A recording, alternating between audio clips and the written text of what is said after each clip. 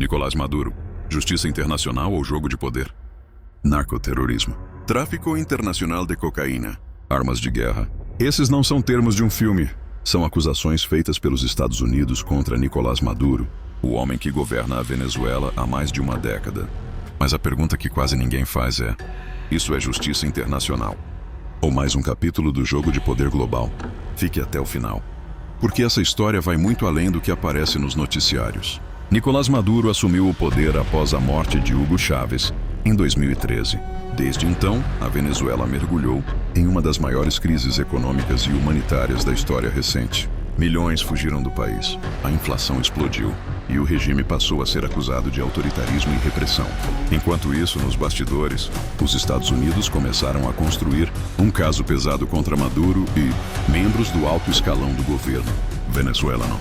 Segundo autoridades americanas, Nicolás Maduro é acusado de envolvimento em uma série de crimes graves, entre eles e conspiração de narcoterrorismo, pela conspiração para a importação de cocaína aos Estados Unidos, e posse e conspiração para uso de metralhadoras e dispositivos destrutivos, associação com grupos armados para atacar interesses americanos.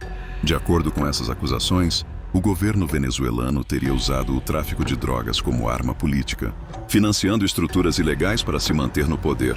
Os EUAPA afirmam que toneladas de cocaína teriam passado pela Venezuela com destino à América do Norte. Mas acusações não são condenações. E é aqui que a história começa a ficar mais complexa.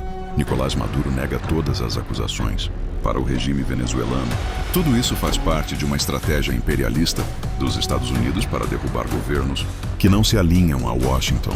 Maduro afirma que os processos são políticos, não judiciais. Segundo ele, o verdadeiro objetivo seria controlar a Venezuela, um país que possui as maiores reservas de petróleo comprovadas do mundo. E isso levanta uma pergunta perigosa: quantos líderes ao redor do mundo já foram rotulados como vilões, quando na verdade estavam no caminho de interesses maiores? A Venezuela senta sobre um tesouro energético gigantesco, petróleo suficiente para influenciar mercados globais.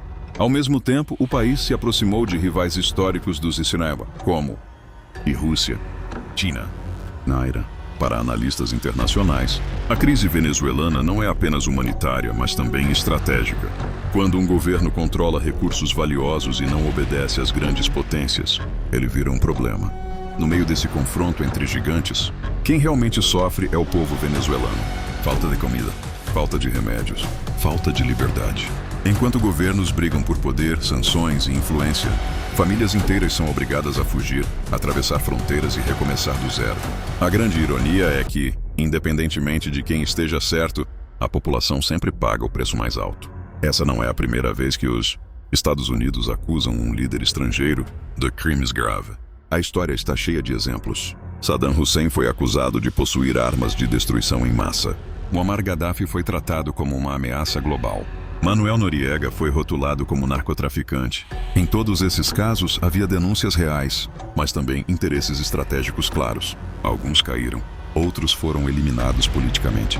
E depois da queda, o caos ficou. A pergunta que surge é inevitável: Maduro é mais um nome nessa lista? Existe outro ponto que incomoda analistas internacionais, porque alguns líderes são perseguidos com força máxima, enquanto outros acusados de crimes semelhantes seguem intocados, porque certas ditaduras são toleradas e outras viram ameaças globais. A resposta pode estar em algo simples e perigoso: alianças, recursos e obediência geopolítica. Na política internacional, a lei nem sempre é cega.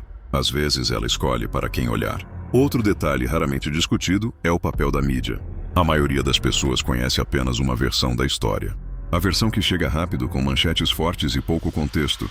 Mas conflitos geopolíticos não cabem em frases curtas. Eles envolvem décadas de decisões, erros, interesses e manipulações. Quando só um lado fala, a verdade perde espaço. Então fica a pergunta que ninguém responde com clareza: e os Estados Unidos querem justiça ou controle? E Maduro é o vilão absoluto, ou apenas uma peça substituível no tabuleiro global? A história mostra que, na política internacional, a verdade quase nunca é simples. Se você acredita que o mundo não é preto no branco, se você quer entender o que está por trás das manchetes, inscreva-se no Selo Negro. Deixe seu comentário. Justiça internacional ou interesse oculto? Aqui, a história não termina onde a mídia para.